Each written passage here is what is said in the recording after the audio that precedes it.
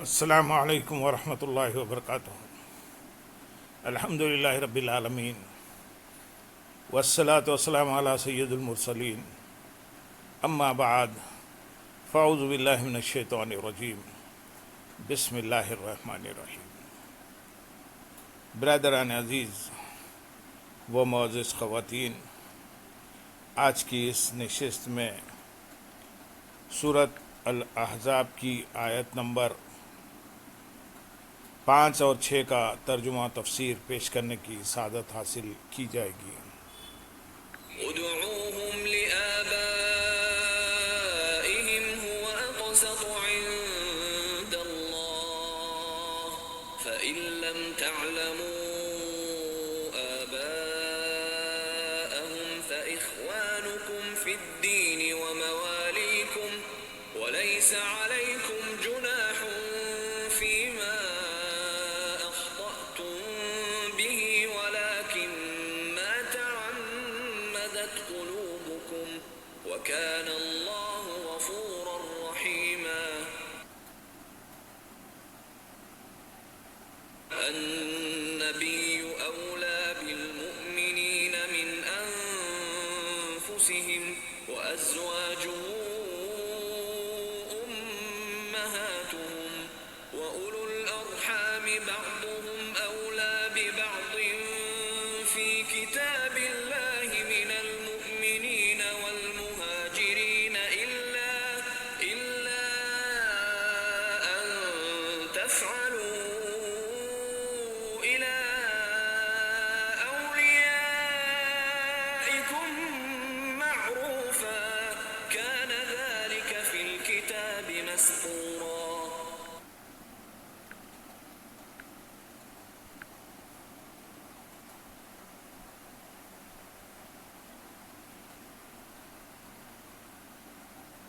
انہیں ان کے حقیقی باپ ہی کا کہہ کر پکارو، یہ اللہ کے نزدیک زیادہ انصاف کی بات ہے۔ پھر اگر تمہیں ان کے باپ کا علم نہ ہو تو وہ دین میں تمہارے بھائی اور تمہارے دوست ہیں، اور تم پر اس میں کچھ گناہ نہیں جو لا علمی میں غلطی ہوئی، لیکن اس میں گناہ ہے جس کا تمہارے دلوں نے ارادہ کیا، اور اللہ بخشنے والا مہربان ہے۔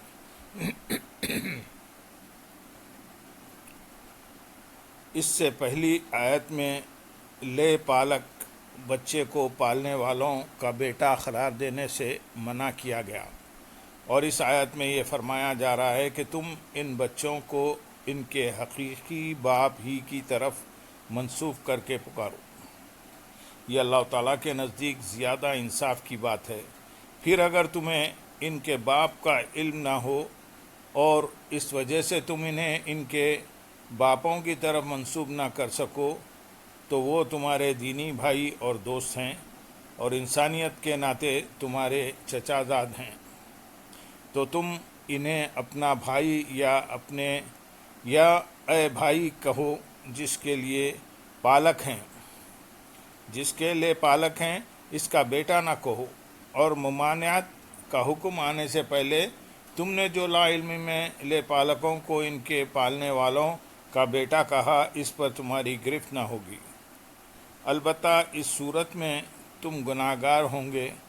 جب ممانعت کا حکم آ جانے کے بعد تم جان بوجھ کر لے پالک کو اس کے پالنے والے کا بیٹا کہو۔ اللہ تعالیٰ کی شان یہ ہے کہ وہ بخشنے والا مہربان ہے، اسی لیے وہ غلطی سے ایسا ہو جانے پر گرفت نہیں فرماتا، اور جس نے جان بوجھ کر ایسا کیا ہو اس کی توبہ قبول فرماتا ہے۔ بچہ گود لینا جائز ہے، لیکن یہ یاد رہے کہ گود میں لینے والا عام بول چال میں یا کاغذات وغیرہ میں اس کے حقیقی باپ کے طور پر اپنا نام استعمال نہیں کر سکتا، بلکہ سب جگہ حقیقی باپ کے طور پر اس کے بچے کے اصلی والد ہی کا نام استعمال کرنا ہوگا، اور اگر اصلی باپ کا نام معلوم نہیں تو اس کی معلومات کروا کر باپ کے طور پر حقیقی باپ کا نام لکھنا ہوگا، اور اگر کوشش کے باوجود کسی طرح اس کے اصلی باپ کا نام معلوم نہ ہو سکے تو گود لینے والا گفتگو میں حقیقی باپ کے طور پر اپنا نام ہرگز استعمال نہ کرے، اور نہ ہی بچہ اسے حقیقی والد کے طور پر اپنا باپ کہے۔ اسی طرح کاغذات وغیرہ میں سرپرست کے کالم میں اپنا نام لکھے، حقیقی والد کے کالم میں ہرگز نہ لکھے۔ اگر جان بوجھ کر خود کو حقیقی باپ کہے یا لکھے گا تو یہ بھی ان دو وعیدوں میں داخل ہے۔ چنانچہ نمبر 1 حضرت سعد رضی اللہ تعالیٰ عنہ سے روایت ہے، حضور اقدس صلی اللہ علیہ وسلم نے ارشاد فرمایا، جس شخص کو یہ معلوم ہو کہ اس کا باپ کوئی اور ہے اور اس کے باوجود اپنے آپ کو کسی غیر کی طرف منسوب کرے تو اس پر جنت حرام ہے۔ یہ حدیث ایک بار پھر ہم آپ کے سامنے بیان کرتے ہیں۔ حضرت سعد رضی اللہ تعالیٰ عنہ سے روایت ہے، حضور اقدس صلی اللہ علیہ وسلم نے ارشاد فرمایا، جس شخص کو یہ معلوم ہو کہ اس کا باپ کوئی اور ہے اور اس کے باوجود اپنے آپ کو کسی غیر کی طرف منسوب کرے تو اس پر جنت حرام ہے۔ نمبر 2 حضرت علی المرتضیٰ کرم اللہ وجہ الکریم سے روایت ہے، نبی کریم صلی اللہ علیہ وسلم نے ارشاد فرمایا، جس شخص نے خود کو اپنے باپ کے غیر کی طرف منسوب کیا یا جس غلام نے اپنے آپ کو اپنے مولا کے غیر کی طرف منسوب کیا، اس پر اللہ عز و جل کی فرشتوں کی اور تمام لوگوں کی لعنت ہو۔ قیامت کے دن اللہ عز و جل اس کا کوئی فرض قبول فرمائے گا نہ نفل۔ اس سے ان لوگوں کو نصیحت حاصل کرنی چاہیے جو اپنے ہاں اولاد نہ ہونے کی وجہ سے یا ویسے ہی کسی دوسرے کی اولاد گود میں لیتے ہیں اور اپنے زیر سایہ اس کی پرورش کرتے اور اس کی تعلیم و تربیت کے اخراجات برداشت کرتے ہیں۔ ان کا یہ عمل تو جائز ہے، لیکن ان کی یہ خواہش اور تمنا ہرگز درست نہیں کہ حقیقی باپ کے طور پر پالنے والے کا نام استعمال ہو، اور نہ ہی ان کا یہ عمل جائز ہے، کیونکہ اللہ تعالیٰ نے ارشاد فرما دیا ہے کہ انہیں ان کے حقیقی باپ ہی کا کہہ کر پکارو۔ اور جب اللہ تعالیٰ نے حقیقی باپ ہی کا کہہ کر پکارنے کا حکم فرما دیا اور احادیث میں ایسا نہ کرنے پر انتہائی سخت وعید بیان ہو گئی، تو کسی مسلمان کی یہ شان نہیں کہ وہ اپنے رب تعالیٰ کے حکم کے برخلاف اپنی خواہشات پر وان چڑھائے اور خود کو شدید وعیدوں کا مستحق ٹھہرائے۔ اللہ تعالیٰ عمل کی توفیق عطا فرمائے۔ یاد رہے کہ احادیث میں بیان کی گئی وعیدوں کا مصداق وہ صورت ہے جس میں بچے کا نسب حقیقی باپ کے علاوہ کسی اور کی طرف منسوب کیا جائے، جبکہ شفقت کے طور پر کسی کو بیٹا یا بیٹی کہہ دے کر پکارنا یا کوئی معروف ہی کسی اور کے نام سے ہو تو پہچان کے لیے اس کا بیٹا یا بیٹی کہنا ان وعیدوں میں داخل نہیں۔ بچہ یا بچی گود میں لینا جائز ہے، لیکن جب وہ اس عمر تک پہنچ جائیں جس میں ان پر نامحرم مرد یا عورت سے پردہ کرنا لازم ہو جاتا ہے تو اس وقت بچے پر پالنے والی عورت سے اور بچی پر پالنے والے مرد سے پردہ کرنا بھی لازم ہوگا، کیونکہ وہ اس بچے کے حقیقی یا رضائی ماں باپ نہیں، اس لیے وہ اس بچے اور بچی کے حق میں محرم نہیں۔ لہذا اگر بچہ گود میں لیا جائے تو عورت اسے اپنا یا اپنی بہن کا دودھ پلا دے، اور بچی گود میں لی جائے تو مرد اپنی کسی محرم عورت کا دودھ اسے پلوا دے۔ اس صورت میں ان کے درمیان رضائی رشتہ قائم ہو جائے گا اور محرم ہو جانے کی وجہ سے پردے کی وہ پابندیاں نہ رہیں گی جو نامحرم سے پردہ کرنے کی ہیں۔ البتہ یہاں مزید 2 باتیں ذہن نشین رہیں۔ پہلی یہ کہ دودھ بچے کی عمر 2 سال ہونے سے پہلے پلایا جائے، اور اگر 2 سال سے لے کر 2.5 سال کے درمیان دودھ پلایا تو بھی رضاعت ثابت ہو جائے گی، لیکن اس عمر میں دودھ پلانا ناجائز ہے، اور 2.5 سال عمر ہو جانے کے بعد پلایا تو رضاعت ثابت نہ ہوگی۔ دوسری یہ کہ عورت نے بچے یا بچی کو اپنی بہن کا دودھ پلوایا تو وہ اس کی رضاعی خالہ تو بن جائے گی، لیکن اس کا شوہر بچی کا محرم نہ بنے گا۔ لہذا بہتر صورت وہ ہے جو ہم نے اوپر ذکر کی ہے کہ بچے کو عورت کی محرم رشتہ دار کا دودھ پلوا لیا جائے اور بچی کو شوہر کی محرم رشتہ دار کا، تاکہ پرورش کرنے والے پردے کے مسائل میں مشکلات کا شکار نہ ہوں۔ البتہ ان مسائل میں کہیں پیچیدگی پیدا ہو سکتی ہے، لہذا ایسا کوئی معاملہ ہو تو کسی قابل مفتی کو پوری تفصیل بتا کر عمل کیا جائے۔ اللہم صلی علی سیدنا محمد وعلی آل سیدنا محمد وبارک وسلم۔ آیت نمبر 6 میں ارشاد ہے، یہ نبی مسلمانوں کے ان کی جانوں سے زیادہ مالک ہیں، اور ان کی بیویاں ان کی مائیں ہیں، اور مومنوں اور مہاجروں سے زیادہ اللہ کی کتاب میں رشتہ دار ایک دوسرے سے زیادہ قریب ہیں، مگر یہ کہ تم اپنے دوستوں پر احسان کرو، یہ کتاب میں لکھا ہوا ہے۔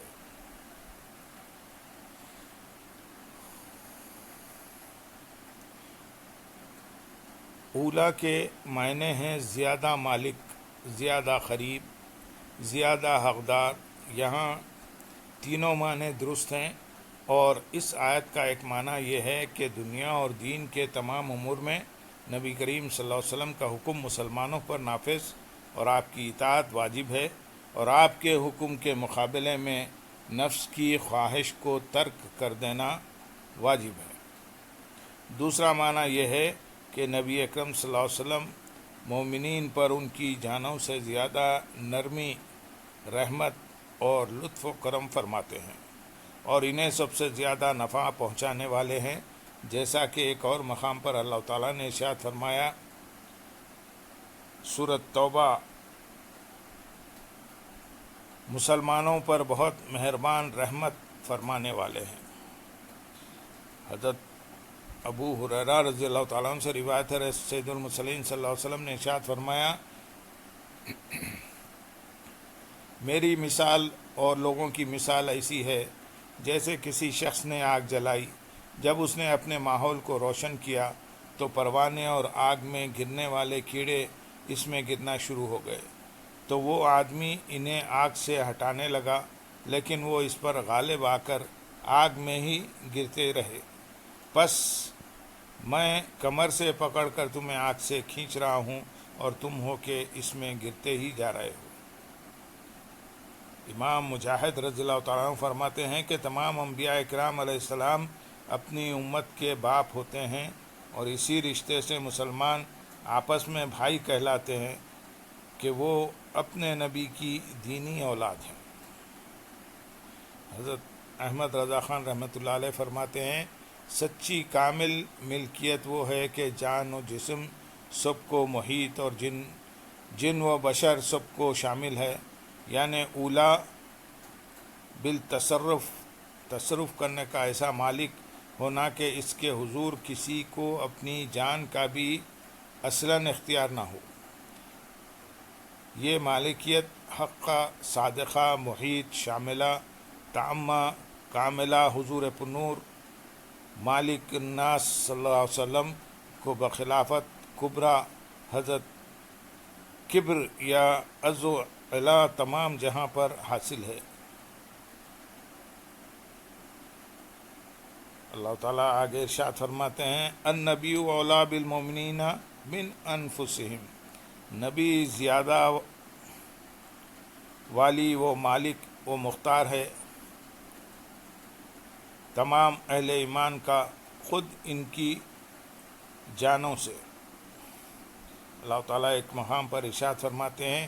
نہیں پہنچتا کسی مسلمان مرد نہ کسی مسلمان عورت کو جب حکم کر دیں اللہ اور اس کے رسول کسی بات کا کہ انہیں کچھ اختیار رہے اپنی جانوں کا، اور جو حکم نہ مانے اللہ اور رسول کا تو وہ صریح گمراہ ہوا۔ رسول اللہ صلی اللہ علیہ وسلم فرماتے ہیں میں زیادہ والی و مالک مختار ہوں تمام اہل ایمان کا خود ان کی جانوں سے۔ مسلمانوں پر جو حقوق ہیں انہیں ادا کرنے کے حوالے سے دوسرے مسلمانوں کے مقابلے میں رسول کریم صلی اللہ علیہ وسلم زیادہ قریب ہیں۔ چنانچہ حضرت ابو ہریرہ رضی اللہ تعالیٰ عنہ سے روایت ہے، سید المرسلین صلی اللہ علیہ وسلم نے ارشاد فرمایا میں دنیا اور آخرت میں ہر مومن کا سب سے زیادہ قریبی ہوں، اگر تم چاہو تو یہ آیت پڑھ لو۔ النبی اولیٰ بالمؤمنین من انفسہم، یہ نبی ایمان والوں سے ان کی جانوں کی نسبت زیادہ قریب ہے۔ تو جس مسلمان کا انتقال ہو جائے اور مال چھوڑے تو وہ اس کے عصبہ یعنی وارثوں کا ہے، اور جو قرض یا بال بچے چھوڑ جائے تو وہ میرے پاس آئیں کہ میں ان کا مددگار ہوں۔ حضرت ابو ہریرہ رضی اللہ تعالیٰ عنہ فرماتے ہیں کہ حضور پرنور صلی اللہ علیہ وسلم کے زمانے میں جب کسی مومن کا انتقال ہو جاتا تو اسے آپ صلی اللہ علیہ وسلم کی بارگاہ میں پیش کیا جاتا۔ حضور اقدس صلی اللہ علیہ وسلم درجات فرماتے کیا اس کے ذمے کوئی قرض ہے؟ اگر لوگ کہتے ہاں تو نبی کریم صلی اللہ علیہ وسلم درجات فرماتے کیا اس نے مال چھوڑا ہے جو اس کا قرض ادا کرنے کے لیے کافی ہو؟ اگر لوگ بتاتے جی ہاں تو نبی اکرم صلی اللہ علیہ وسلم اس کی نماز جنازہ پڑھتے تھے، اور اگر لوگ یہ بتاتے کہ مال نہیں چھوڑا تو آپ صلی اللہ علیہ وسلم فرماتے تم اپنے ساتھی کی نماز جنازہ پڑھو۔ پھر جب اللہ تعالیٰ نے ہمیں فتوحات عطا فرمائی تو نبی کریم صلی اللہ علیہ وسلم نے ارشاد فرمایا میں مومنوں کے ان کی جانوں سے بھی زیادہ قریبی ہوں، جس نے قرض چھوڑا وہ میرے ذمے ہیں اور جس نے مال چھوڑا وہ وارث کے لیے ہے۔ اس آیت سے معلوم ہوا کہ دین و دنیا کے تمام امور میں نفس کی اطاعت پر سرکار دو عالم صلی اللہ علیہ وسلم کی اطاعت مقدم ہے، کہ اگر کسی مسلمان کو حضور پرنور صلی اللہ علیہ وسلم کسی چیز کا حکم دیں اور اس کی خواہش کوئی اور کام کرنے کی ہو تو اس پر لازم ہے کہ اپنی خواہش کو پورا نہ کرے، بلکہ نبی کریم صلی اللہ علیہ وسلم نے جس چیز کا حکم دیا ہے اسے ہی کرے۔ یاد رہے کہ حضور پرنور صلی اللہ علیہ وسلم کی اطاعت اللہ تعالیٰ کی اطاعت ہے، جیسا کہ ارشاد باری تعالیٰ ہے جس نے رسول کا حکم مانا بے شک اس نے اللہ کا حکم مانا، اور جس نے منہ موڑا تو ہم نے تمہیں انہیں بچانے کے لیے نہیں بھیجا۔ اور نفس کے مقابلے میں سید المرسلین صلی اللہ علیہ وسلم کی اطاعت نجات کا ذریعہ ہے، کیونکہ آپ صلی اللہ علیہ وسلم اس چیز کی طرف بلاتے ہیں جس میں لوگوں کی نجات ہے، اور نفس اس چیز کی طرف بلاتا ہے جس میں لوگوں کی ہلاکت ہے۔ حضرت ابو موسیٰ اشعری رضی اللہ تعالیٰ عنہ سے روایت ہے، رسول کریم صلی اللہ علیہ وسلم نے ارشاد فرمایا میری اور اس کی مثال جسے دے کر اللہ تعالیٰ نے مجھے مبعوث فرمایا ہے اس آدمی جیسی ہے جو اپنی قوم کے پاس آ کر کہنے لگا میں نے خود اپنی آنکھوں سے ایک بہت بڑا لشکر دیکھا ہے اور میں واضح طور پر تمہیں اس سے ڈراتا ہوں، لہذا اپنے آپ کو بچا لو۔ پس ایک گرو نے اس کی بات مانی اور کسی محفوظ مقام کی طرف چلے گئے، یوں انہوں نے نجات پالی، اور دوسرے گرو نے اسے جھٹلایا۔ صبح سویرے وہ بڑا لشکر ان پر ٹوٹ پڑا اور سب کو تہہ دیگ کر دیا۔ لہذا ہر مسلمان کو چاہیے کہ وہ دینی اور دنیاوی تمام امور میں اپنے نفس کی اطاعت کرنے کی بجائے تاجدار رسالت صلی اللہ علیہ وسلم کی اطاعت و فرما برداری کرے تاکہ ہلاکت سے بچ کر نجات پا جائے۔ نبی کریم صلی اللہ علیہ وسلم کی ازواج مطہرات کو مومنوں کی مائیں فرمایا گیا، لہذا امہات المومنین کا تعظیم و حرمت میں ان سے نکاح ہمیشہ کے لیے حرام ہونے میں وہی حکم ہے جو سگی ماں کا ہے، جبکہ اس کے علاوہ دوسرے احکام میں جیسے وراثت اور پردہ وغیرہ ان کا وہی حکم ہے جو اجنبی عورتوں کا ہے، یعنی ان سے پردہ بھی کیا جائے گا، اور عام مسلمانوں کی وراثت میں وہ بطور ماں شریک نہ ہوں گی۔ امہات المومنین کی بیٹیوں کو مومنین کی بہنیں اور ان کے بھائیوں اور بہنوں کو مومنین کی مائیں ماموں خالہ نہ کہا جائے گا۔ یہ حکم حضور پر نور صلی اللہ علیہ وسلم کی ان تمام ازواج مطہرات رضی اللہ تعالیٰ عنہن کے لیے ہے جن سے حضور اقدس صلی اللہ علیہ وسلم نے نکاح فرمایا، چاہے حضور انور صلی اللہ علیہ وسلم سے پہلے ان کا انتقال ہوا ہو یا حضور اکرم صلی اللہ علیہ وسلم کے بعد انہوں نے وفات پائی ہو، یہ سب کی سب امت کی مائیں ہیں اور ہر امتی کے لیے اس کی حقیقی ماں سے بڑھ کر لائق تعظیم و واجب الاحترام ہے، اور رشتے والے ایک دوسرے سے زیادہ قریب ہیں۔ نبی کریم صلی اللہ علیہ وسلم نے ہجرت کے بعد بعض مہاجرین کو بعض انصار کا بھائی بنا دیا تھا، اور اس رشتے کی وجہ سے وہ ایک دوسرے سے کے وارث ہوا کرتے تھے۔ پھر یہ آیت نازل ہوئی اور فرما دیا گیا کہ میراث رشتہ داروں کا حق ہے اور انہی کو ملے گی۔ ایمان یا ہجرت کے رشتے سے جو میراث ملتی تھی وہ اب نہیں ملے گی، البتہ تم دونوں دوستوں پر اس طرح احسان کر سکتے ہو کہ ان میں سے جس کے لیے چاہو کچھ مال وصیت کر دو، تو وہ وصیت مال کے تیسرے حصے کی مقدار وراثت پر مقدم کی جائے گی۔ اس سے معلوم ہوا کہ رشتہ دار ایک دوسرے کے وارث ہوتے ہیں اور دینی برادری کے ذریعے کوئی اجنبی اب وارث نہیں ہو سکتا۔ اللہم صلی علی سیدنا محمد وعلی آلہ سیدنا محمد وبارک وسلم، وآخر دعوانا ان الحمدللہ رب العالمین۔ سبحان